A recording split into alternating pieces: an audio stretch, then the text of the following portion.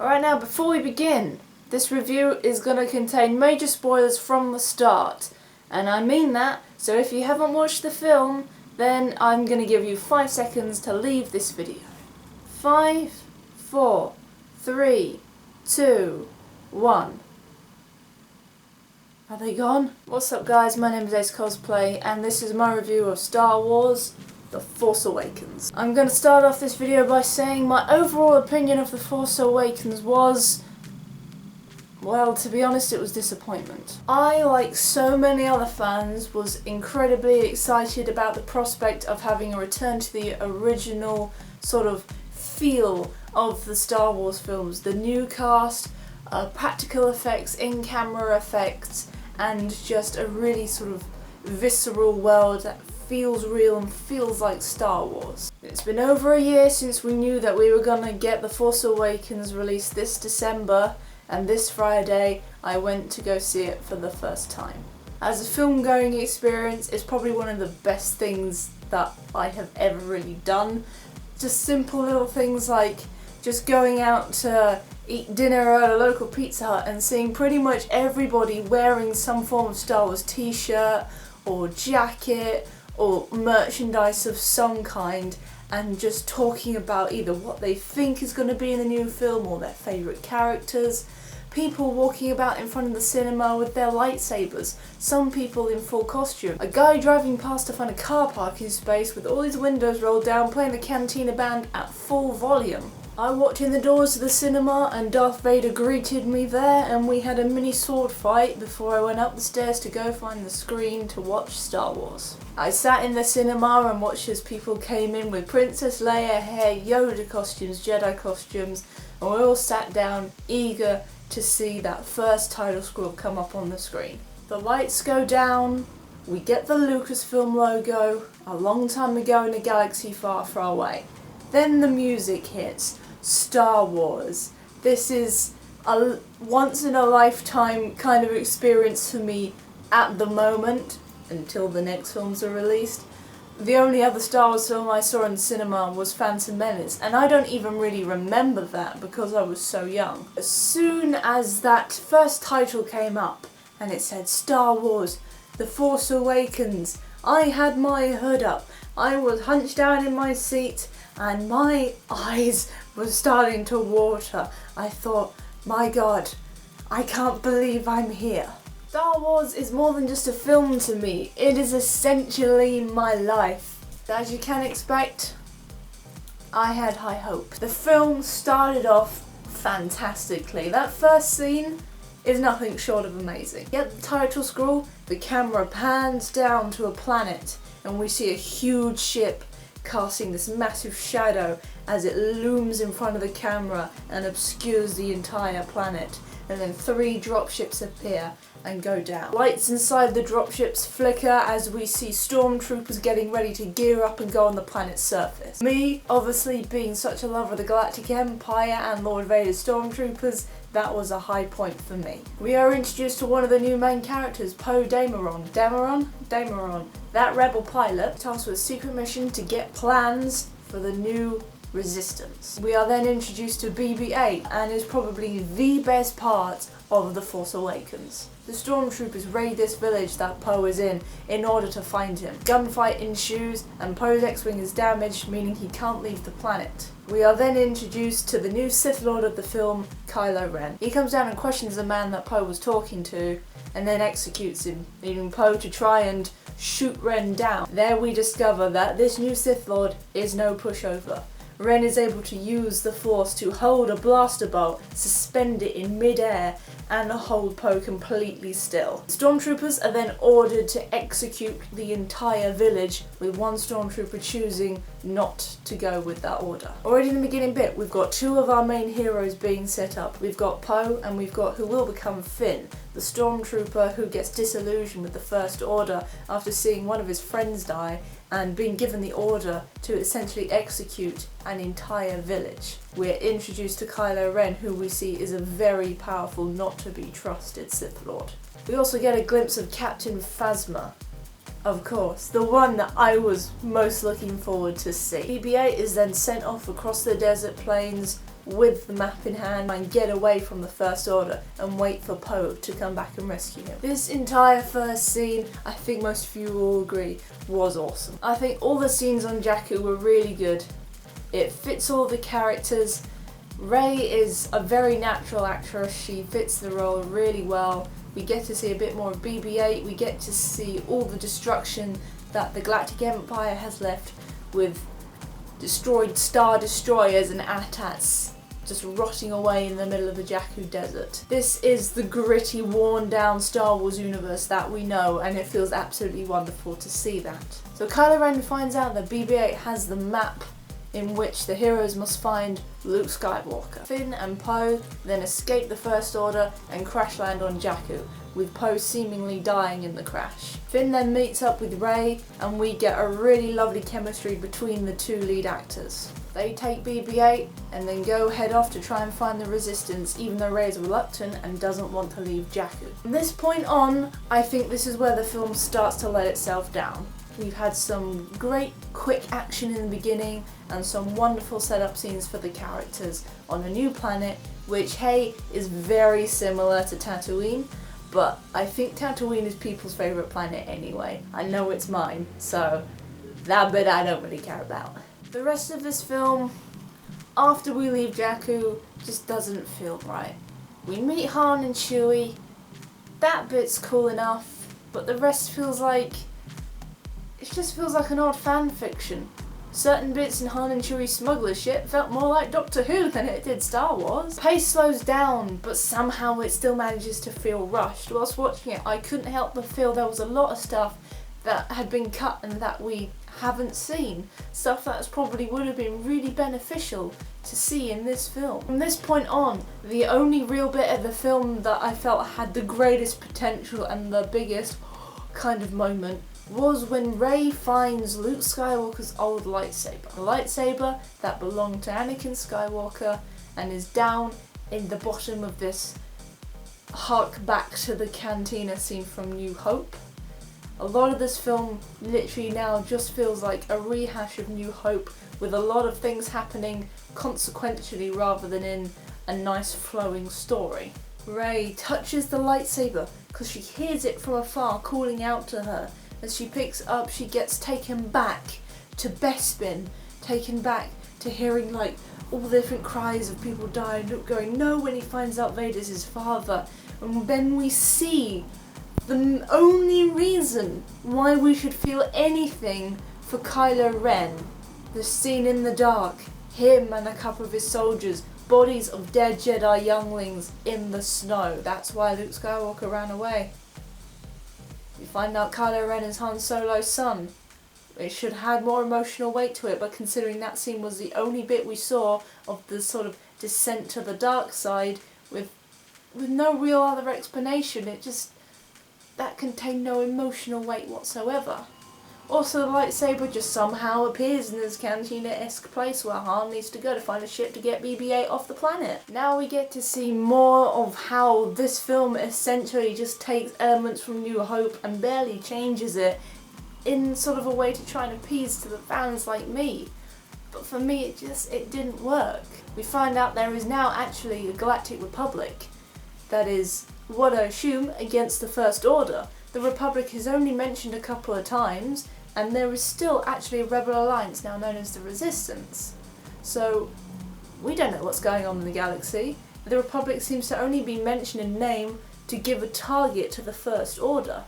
The First Order now operating pretty much the same as the Galactic Empire, not just with its troops, but with its main characters. We've got the Imperial officer who doesn't quite respect the Sith Lord, because he knows the Sith Lord isn't actually the one in charge here, and he can circumvent his opinion. We've got the Sith Lord, who's quite powerful and has been seduced to the dark side by his boss, does have a tendency for lashing out against some people, but knows he can't to a certain degree, because he'll annoy his boss. And his boss is the all-powerful one who seduced the Sith Lord. It's literally the Emperor, Vader, and the Galactic Empire, but just the names have changed. You've got the First Order, Kylo Ren, and then you've got the guy whose name I can't remember.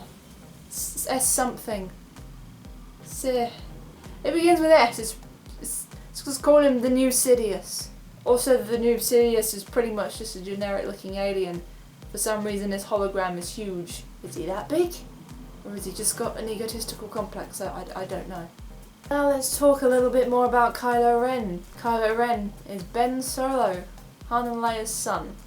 But like I said, we've got no real connection to him. We don't see what he was like before his seduction to the dark side. He is pretty much a carbon copy of Vader, but probably has slightly more powerful temper tantrums. It's clear Han and Leia still love their son, even though Han and Leia only have 2 scenes together, and even then, like the rest of the films, it feels a bit consequential. I think they should have been together from the beginning and actually been there to give us a little bit more backstory so we could actually see stuff rather than be told about it and expected to have this emotional hit when Han Solo finally gets killed off in Star Wars. I came into this film wholly expecting someone to die. I knew it was either going to be Luke or Han. I didn't think Leia would be the one to bite the dust. Considering Luke wasn't on the promotional posters, I thought, oh, he's going to be the one to go. But when the title scroll comes up and we find out that he's actually missing, I knew it was going to be Han. Harrison Ford has wanted Han Solo to die since Empire Strikes Back, so it really does come as no surprise that they actually finally killed him off. But Ace, did you feel absolutely nothing? Of course I did! It's Han Solo! I cried! We've known this guy since 1977. Well, not me, because I wasn't alive back then, but I've known this guy since about 1998, 1999. For most of my life.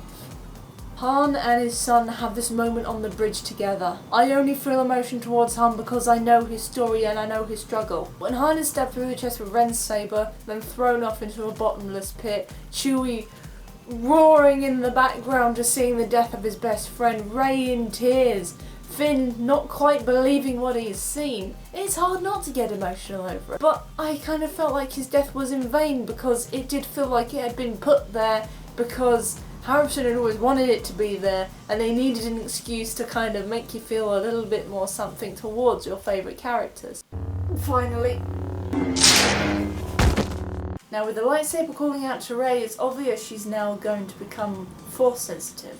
She gets captured by Kylo Ren and he interrogates her to try and get her to show him the vision in her mind of the map that leads to Luke Skywalker. She probably discovers she's Force sensitive when she's able to resist him and actually push that power back on himself and discovering he's quite scared that part of him doesn't want to be this, but he's doing it regardless. Now, I have a nitpick with this scene, but it still kind of gets on my nerves. From this, how did Rey going from knowing she was Force sensitive to figuring out that if you're Force sensitive you can use a Jedi mind trick? True, she may have heard about it in the stories that she heard of all the Jedi and stuff. In that case, okay, but it comes across as a thing that she's struggling to get out the restraints and then she goes to the stormtrooper, you will undo the restraints, you will leave the cell with the door open and you'll drop your blaster. Also, that stormtrooper is apparently Daniel Craig, James Bond himself, which is actually kinda cool. Mind trick works and she's able to escape into the Death Star. That might be nitpicky, but it still bothers me. Now moving on to, yes, the Death Star. Though it's technically not a Death Star, because it's not a space station. It's a planet which has had a giant laser built into it that can, instead of just destroying one planet at a time, can now destroy 5 if it sucks away the energy of a nearby sun. This is where I think the Republic just came into it as being a target for the new First Order. Because the 5 planets they destroyed was the main planets in the system that the Republic was stationed on. So they got rid of their enemy in one foul sweep without us really knowing about the Republic and what they're actually kind of doing. This leads the Resistance, or the Rebel Alliance, to now get more involved, and they send Han, before he dies, along with Chewie and Finn, down to this new Death Star planet to blow it up for a 3rd time. Because there's another external weakness on the planet, which Finn, a stormtrooper who worked in sanitation, was able to figure out and exploit. Never learn, do they? Seeing another Death Star get blown up for the 3rd time is now getting a bit old. I say a bit. Okay, yeah, it is old now. The next thing that annoys me about this film this character, Captain Phasma, the one I was most looking forward to seeing in this film. Why? Because finally we have the recognition of there are actually female stormtroopers in the Empire, or now the First Order, and this one is the captain. This one pretty much leads the army, and she's got chrome armour, a big gun and a cape. How could I not be in love with this person right now? I really hope she's around to come back in the next two films, because in this film, this is what it felt like they did with her character. She was in a maximum of 4 scenes, and in the 2-hour runtime of the film must have been in it for a total of 1 minute 30 seconds. The shield has been disabled. You didn't think it would be that easy, would you?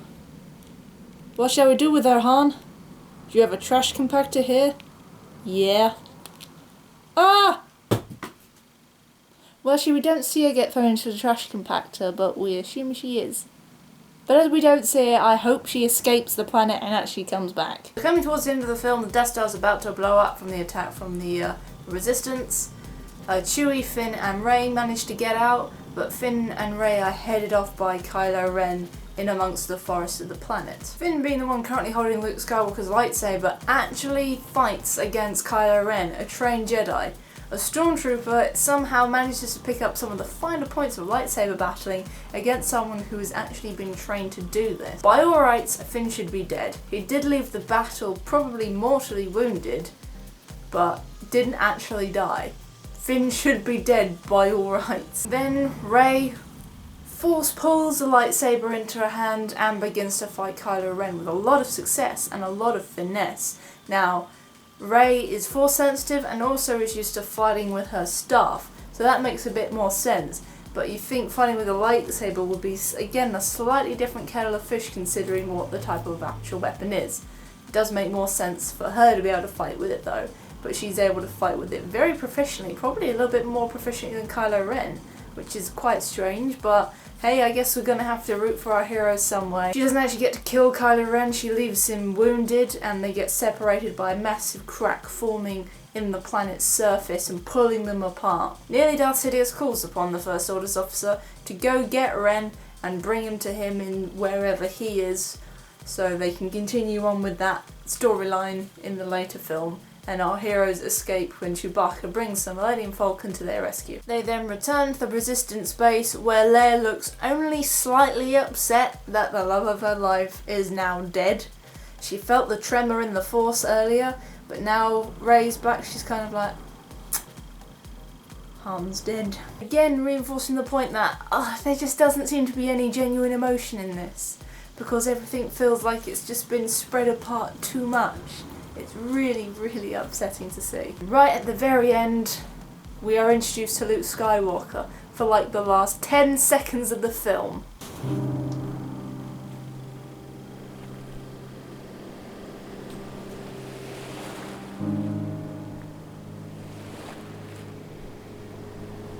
Well, you gonna take it?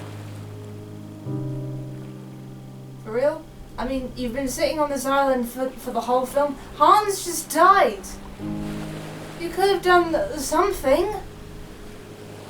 Get on the ship, come save him, feel the tremor in the Force.